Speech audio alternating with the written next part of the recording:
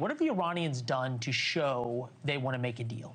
Well, this is at least the third time that they have come to the table to say... So coming to the table is a victory?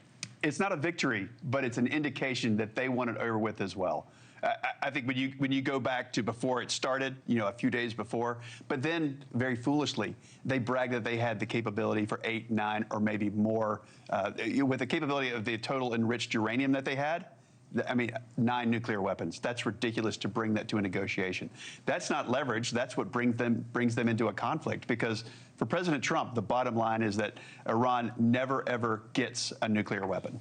Okay, so if that is the bottom line, this is President Trump speaking not necessarily on the nuclear weapons, but on who we are dealing with versus who we dealt with before this war started that wanted a nuclear weapon. Take a listen. The leaders they have now, it's a new regime, okay? And we find them pretty reasonable, to be honest with you. By comparison, pretty reasonable. It really is a new regime.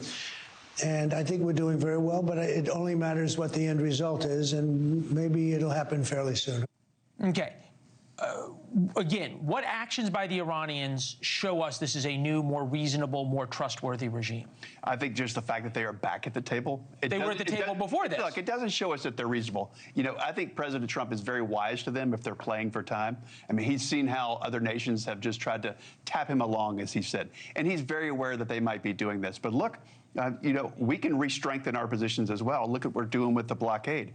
The bottom line is that we don't have a country like Iran with a nuclear weapon ever again. And I think that's what he's getting at. He has reduced their capability. I mean, we learned more after Isfahan and Midnight Hammer and Fordow, but we went back in there. He has leveled so much of their capabilities. Now he's got the blockade in place that's squeezing their economy. He wants this to be over. He does not want a forever war, but he wants us to be successful and never, ever have a nuclear weapon. Okay, so agreed, never have a nuclear weapon. But the Iranians have a say in this. I think you would agree. You say he's very aware when people have been tapping him along.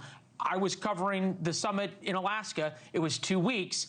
And now Putin has tapped him along for 34 weeks without getting any punishment. Why, with the Iranians watching that, wouldn't say we can do the same thing? Well, there was so much collaboration between Iran and Russia. If you focus on the real distributor of terror around the world, I think you get at the heart of the matter. And that's the root of so many evils in the world. When you look at Hamas, you look at Hezbollah, you look at other proxy centers. The evils of Iran are not what we're disputing, though. What I'm asking you is why should the Iranians feel that they need to make a deal, that, oh my God, he's going to restart the war, when they look at Putin, who tapped Trump along, to use your words, for 34 weeks since the 2-week deadline? Well, I think you go after Iran, and that gets at the root of things. But I think you don't have the exigent issue when it comes to the U.S. versus Russia, or U.S. versus China. We have adversarial relationships, but we can have communication.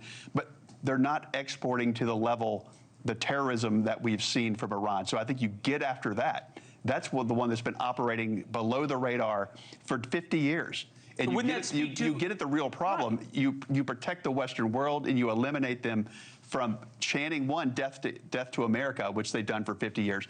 And by the way, you look at their ballistic capabilities, and you look at how far they were launching, much further than we actually suspected when they shot at Diego Garcia a while back, plus their 90% enrichment, plus chanting death to America. That's just a non-starter. Right, but you seem to be making the case for restarting the war and not believing the kabuki dance that they're going to make some deal and suddenly become sunshine roses in Dubai. Maybe it is. Look, you want to take a breather, you want to work on the blockade, that's just fine. We can't let them have a nuclear weapon. I think we are getting at the issue. If you want to wait 2 weeks to see how a temporary ceasefire works, that's fine. Do you think it's working right now?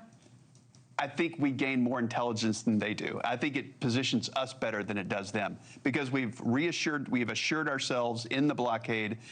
We've got 10,000 troops there. We've got a lot of hardware there. We can control it. We can control who comes through.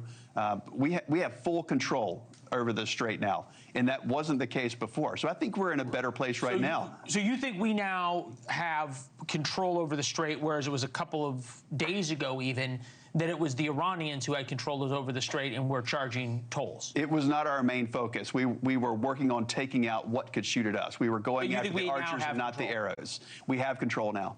Thank you for watching. Subscribe below and download our NewsNation app right now on your phone, and you will get fact-based, unbiased news for all Americans.